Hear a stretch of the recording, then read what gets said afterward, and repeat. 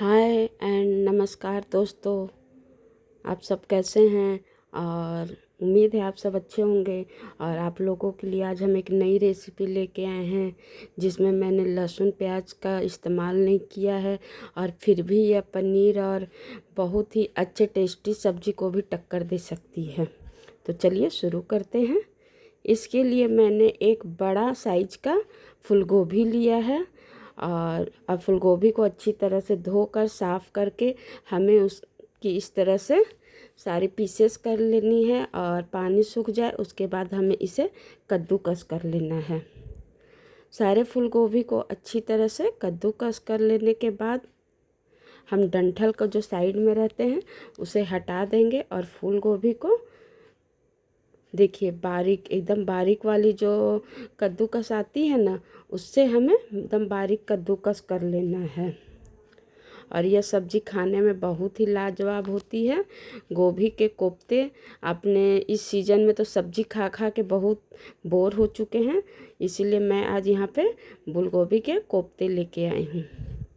तो मैंने सारे फूल गोभी को अच्छी तरह से कद्दूकस कर लिया है और उसे एक बाउल में निकाल लेते हैं और उसी में डाल देते हैं कुछ बेसिक से मसाले जैसे हल्दी पाउडर और थोड़ी सी लाल मिर्च, थोड़ा सा धनिया पाउडर और थोड़ा सा भुना हुआ जीरा और दो मैंने यहाँ पे हरी मिर्च काट के इस्तेमाल किया है और थोड़ा सा अदरक को कद्दूकस करके डाल दिया है जिससे उसका टेस्ट बहुत ही अच्छा आता है।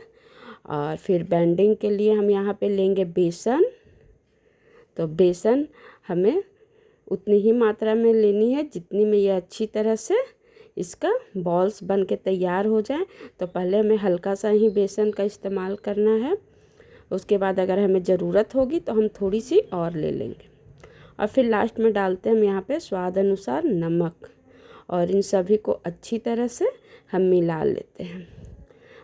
हमें इसमें पानी का इस्तेमाल कम से कम करना है, यह तो अच्छी तरह से पूरा डो तैयार हो जाता है। लेकिन अगर आपको लगे कि हमें पानी की हल्की सी ज़रूरत हो तो हम यहाँ पे हल्का सा पानी का छींटा मार सकते हैं। ज़्यादा गीला हो जाने के बाद बॉल्स हमारी अच्छी नहीं बनेगी। तो मुझे यहाँ पे लगा कि मुझे हल्का सा और बेसन की ज़रूरत है, तो मैंने यहाँ पे 2-4 चम्मच और बेसन को यूज कर लिया है और अच्छी तरह से इन्हें गूँथते हुए एक बढ़िया सा डो तैयार कर लेंगे। तो जब मैंने ये सब्ज़ी बना के खाई तो यह खाने में बहुत ही ज़्यादा स्वादिष्ट है। और अक्सर लोग बोलते हैं कि हर सब्ज़ी में लहसुन प्याज पड़ता है, तो मैंने यह सब्ज़ी बिना लहसुन प्याज की बनाई है जिसे आप व्रत वगैरह में भी खा सकते हैं या जो लहसुन प्याज खाना नहीं पसंद करते हैं वो भी इस सब्ज़ी को बना के अच्छी तरह से खा सकते हैं। तो मैंने यहाँ पे एक डो को उठा के देखा और देखा कि अब उसकी अच्छी तरह से डो तैयार हो रही है। बस इतना ही हमें इसे बनाना था और सभी का हम एक अच्छा सा बॉल बनाकर छोटी छोटी और यहाँ पे सारे बॉल्स को इसी तरह एक एक करके हम बना लेंगे। तो यहाँ करीबन मेरे 10 बॉल्स बनकर तैयार हो चुके थे। तो आपका जितना भी बॉल्स बने उसे अच्छी तरह से हमें इसे बना लेना है सारे बॉल्स को।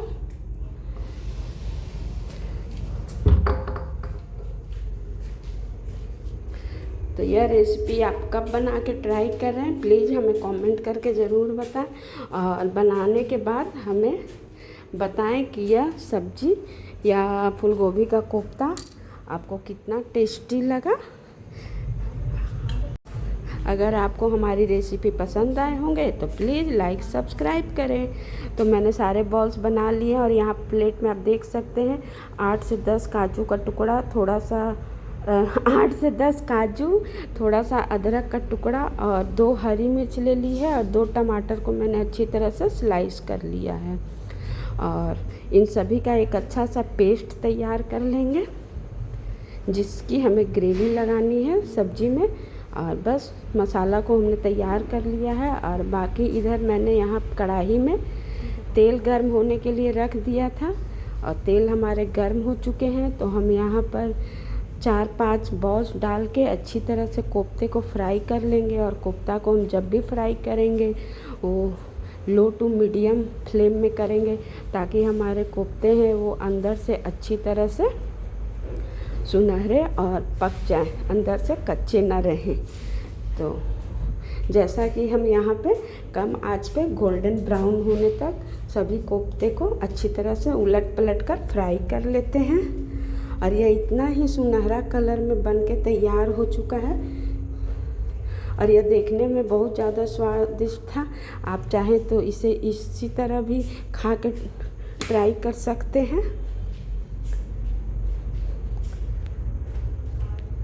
तो देखिए ऐसा गोल्डन ब्राउन हो चुका है, तो अब हम इसे निकाल लेंगे और दूसरा बैच को भी हम अच्छी तरह से फ्राई कर लेंगे। अगर हम चाहें तो इसे स्टोर करके भी रख सकते हैं और इसे चटनी के साथ भी खाने पे ये बहुत ही ज़्यादा स्वादिष्ट लग रहा था। तो दूसरे बैच को भी मैंने डाल के यहाँ पे उसी तरह धीमी आंच पे फ्राई कर लिया है। तो आप हमारे वीडियो कहाँ से देख रहे हैं प्लीज़ कमेंट करके बताएं, ताकि हमें भी पता चले कि हमारे वीडियो लोग कहाँ से देखते हैं और आप सभी का धन्यवाद कर सकूं। तो दूसरे बैच भी मैंने अच्छी तरह से बना लिया है और यहाँ पर हम पैन बैठाते हैं और पैन गर्म हो जाने के बाद मैंने यहाँ पे इसमें ऑयल डाल दिया है और उसमें हम डालेंगे 2 लवंग, थोड़ी सी दालचीनी और एक बड़ी इलायची के तोड़कर उसके बीज को हमने यहाँ पे डाल दिया है। और उसके बाद हमने यहाँ पे जो पेस्ट तैयार करके रखा था टमाटर वाला, उसे भी हम इसमें डाल देते हैं और धीमी आंच पे इस पेस्ट को हम अच्छी तरह से पका लेते हैं। ये सब्ज़ी मतलब लग ही नहीं रहा था कि बिना लहसुन प्याज की बनी हुई है, खाने में बहुत ही ज़्यादा स्वादिष्ट थी। और इस मसाले में हम यहाँ पे डाल देते हैं आधी कटोरी हल्दी पाउडर, थोड़ी सी लाल मिर्च, थोड़ा सा धनिया पाउडर और 2 चम्मच के करीबन यहाँ पे हमने जीरा पाउडर डाला था और 1 चम्मच काश्मीरी लाल मिर्च कलर के लिए। इसमें ही देख सकते हैं हमारा ग्रेवी है वो कितनी अच्छी तरह से बनकर तैयार हो गई है। और इसे लगातार चलाते हुए हमें करीबन 5 मिनट तक पका लेना है, जिससे हमारा मसाले का कच्चापन है वो निकल जाए।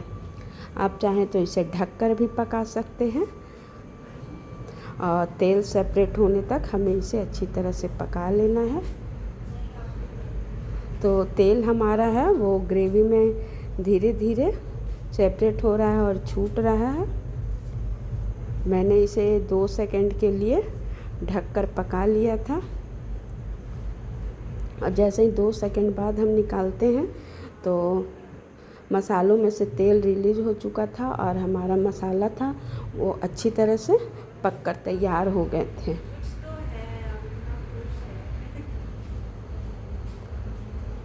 और इस मसाले में से इतनी अच्छी खुशबू आ रही थी मैं आपको बता नहीं सकती।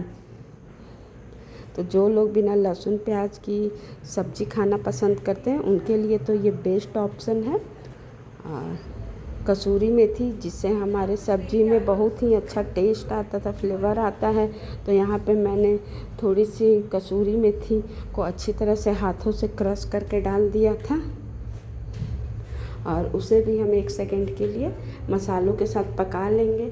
और यहाँ पे आप चाहें तो आप बाज़ार की भी क्रीम डाल सकते हैं, लेकिन मैंने यहाँ पे घर की जमाई हुई फ्रेश मलाई थी हमारे पास, हमने उसे डाला।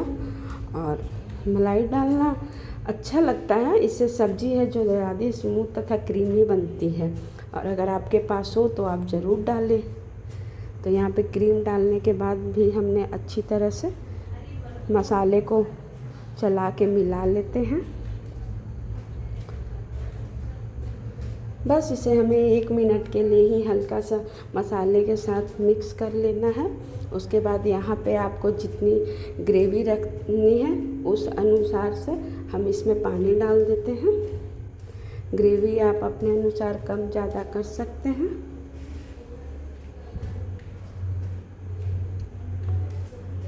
पानी डाल के हमने इसे अच्छी तरह से मिला लिया था सभी मसाले के साथ, और इसे करीबन 2 मिनट धीमी आंच पे हम इसे पकने देंगे।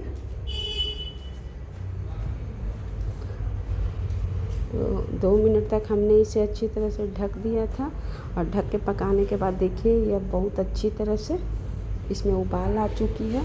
तो हम यहाँ पे अब डाल देते हैं थोड़ी सी गरम मसाला, जिसमें सब्जी का टेस्ट बहुत ही अच्छा आ जाए। पूरी किचन एकदम महक रही थी, इतनी अच्छी सब्जी बनी थी हमारी। और गरम मसाला डालने के बाद हम इसे अच्छी तरह से मिला लेते हैं, और उसके बाद हमने जो सारे कोफ्ते बना के रखे हैं उसे इसमें डाल देते हैं। अब हाँ, मैंने यहाँ पे स्वाद अनुसार नमक भी डाल दिया था।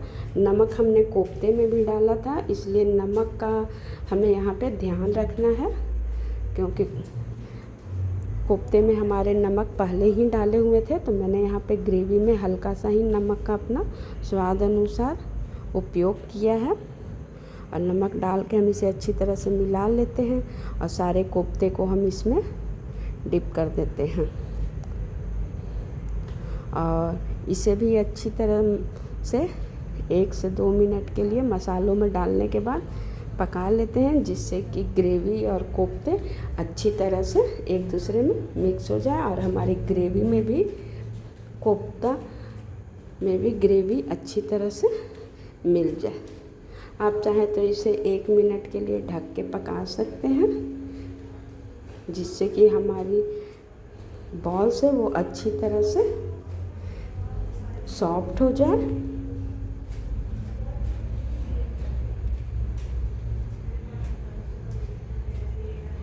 तो हमने यहाँ पे इसे थोड़ी देर के लिए ढक दिया था, जिससे कि यह स्टीम हो जाए और ये कोफ्ते हैं वो अच्छी तरह से नरम हो जाए।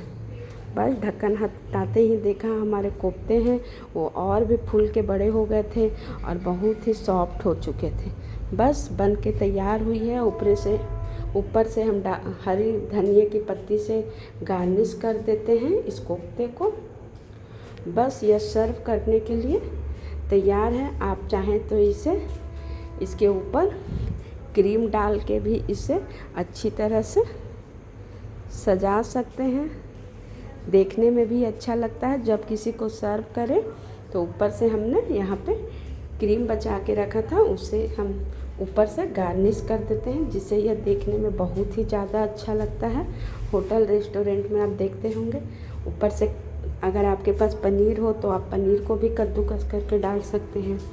तो मैंने यहाँ पे सर्व करने के लिए बाउल में निकाल दिया है और यहाँ ऊपर से हमने क्रीम की गार्निशिंग कर दी है, जिससे यह कोफ्ते बहुत ही अच्छे लग रहे थे देखने में और खाने में भी बहुत ही लाजवाब बने थे। तो इस रेसिपी को आप भी एक बार ट्राई करें, क्योंकि गोभी की सब्जियां तो खा खा के सभी लोग बोर हो चुके हैं।